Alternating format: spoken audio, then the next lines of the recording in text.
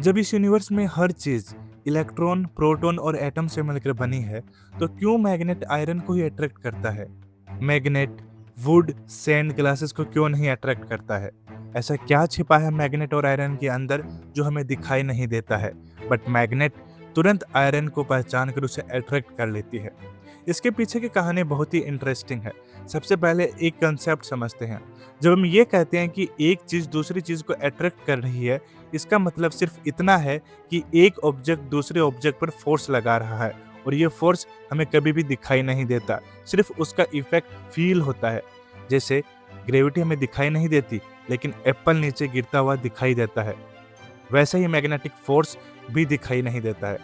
अब सवाल ये आता है कि मैग्नेटिक फोर्स आता कहाँ से है? इसके लिए सबसे पहले हम इलेक्ट्रॉन पर फोकस करते हैं।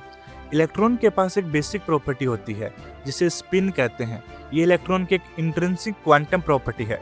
साइंटिस्ट ने एक्सपेरिमेंट से पता लगाया कि हर इलेक्ट्रॉन के स्पिन के साथ एक मैग्नेटिक मोमेंट जुड़ा होता है।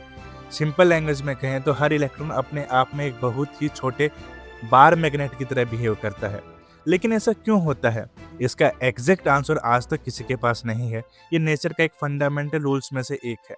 अभी के लिए बस आप इतना समझ लीजिए कि हर इलेक्ट्रॉन एक छोटे मैग्नेट की तरह बिहेव करता है।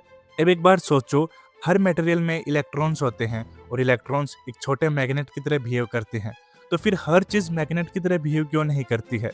इसका रीजन ये है कि ज्यादातर मटेरियल्स में नाइबरिंग इलेक्ट्रॉन अलग अलग डायरेक्शन में पॉइंट करते हैं। जब दो इलेक्ट्रॉन्स अपोजिट डायरेक्शन में पॉइंट करते हैं, तो उनके मैग्नेटिक मोमेंट भी अपोजिट डायरेक्शन में हो जाते हैं। और जब दो बराबर मैग्नेटिक मोमेंट्स अपोजिट डायरेक्शन में होते हैं, तो उनका नेट मैग्नेटिक इफेक्ट जीरो हो जाता है। यानी एक इलेक्ट्रॉन का मैग्नेटिक इफेक्ट दूसरे इलेक्ट्रॉन के मैग्नेटिक इफेक्ट को कैंसिल कर देता है। इसी वजह से बाहर से पूरा मटेरियल नॉन मैग्नेटिक दिखाई देता है। अब सवाल आता है, क्या आयरन में भी एग्जैक्टली ऐसा ही होता है? आयरन के इलेक्ट्रॉन्स भी तो इलेक्ट्रॉन्स ही है ना, उनका मैग्नेटिक मोमेंट कैंसिल क्यों नहीं होता है? इसका एक सिंपल रीजन है, एक क्वांटम इफेक्ट जिसे एक्सचेंज इंटरेक्शन कहते हैं।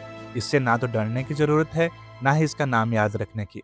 बस आप इतना समझ लीजिए कि ये इफेक्ट डिसाइड करता है कि नाइबरिंग इलेक्ट्रॉन्स के लिए एक ही डायरेक्शन में रहना ज़्यादा स्टेबल होगा या अपोजिट डायरेक्शन में। इसे आप एक क्लासरूम की तरह समझ सकते हैं, जहां पर टीचर स्टूडेंट्स को इस तरीके से बिठाता है कि क्लास में शोर करने वाले बच्चे एकदम पास पास नहीं बैठे और क्लास अच्छे से चले। उसी तरह एक्सचेंज इंटरेक्शन ये तय करता है कि इलेक्ट्रॉन्स के लिए कौन सी अरेंजमेंट सबसे ज्यादा स्टेबल होगी। लेकिन एक और सवाल, ये इफेक्ट आयरन में ही ऐसा क्यों करता है? इसका आंसर देता है बेथिस स्लेटर कर्व। ये कर्व कहता है कि ये एक्सचेंज इंटरेक्शन इस बात पर भी डिपेंड करता है कि मटेरियल्स के एटम एक दूसरे से कितनी दूर हैं। अगर एटम्स की डिस्टेंस बिल्कुल सही हो और एक रेंज में हो, तो एक्सचेंज इंटरेक्शन सेम डायरेक्शन वाले इलेक्ट्रॉन्स को सपोर्ट करता है। आयरन में डिस्टेंस बिल्कुल इसी रेंज में होती है।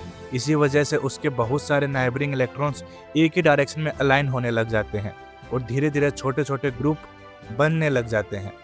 लेकिन अगर इतने सारे इलेक्ट्रॉन सेम डायरेक्शन में अलाइन हो गए, तो क्या पूरा आयरन एक ही जाइंट मैग्नेट बन जाता है?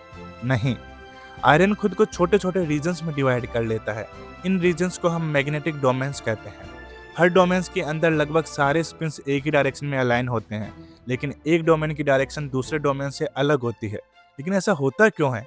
देखो, अगर पूरा आयरन एक ही डायरेक्शन में मैग्नेट बन जाए, तो उसके बाहर बहुत सारे स्ट्रॉन्ग मैग्नेटिक फील्ड बनेगी, और मैग्नेटिक फील्ड को मेंटेन करने के लिए एनर्जी चाहिए होती है, और नेचर हमेशा एनर्जी को बचाना चाहता है। इसीलिए वो मटेरियल को छोटे छोटे डोमेन्स में तोड़ देती है, और हर डोमेन की डायरेक्शन डिफरेंट डिफरेंट होती है। बाहर से देखें तो इन सबका मैग्नेटिक इफेक्ट ऑलमोस्ट कैंसिल हो जाता है और सिस्टम की टोटल एनर्जी कम हो जाती है। इसीलिए नॉर्मल आयरन का पीस मैग्नेट नहीं होता है। लेकिन मैग्नेट पास लाने पर ऐसा क्या होता है कि वो मैग्नेट से अट्रैक्ट हो जाता है? अब हम एक परमानेंट मैग्नेट को आयरन के पास लेकर आते हैं। परमानेंट मैग्नेट को मैग्नेटिक फील्ड आयरन के डोमेन्स तक पहुंचाता है।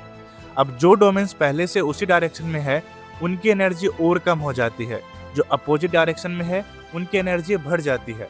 नेचर हमेशा लोअर एनर्जी को चूज करता है, इसीलिए फेवरेबल डोमेन्स धीरे धीरे बड़े होने लगते हैं और अनफेवरेबल डोमेन्स छोटे होने लगते हैं।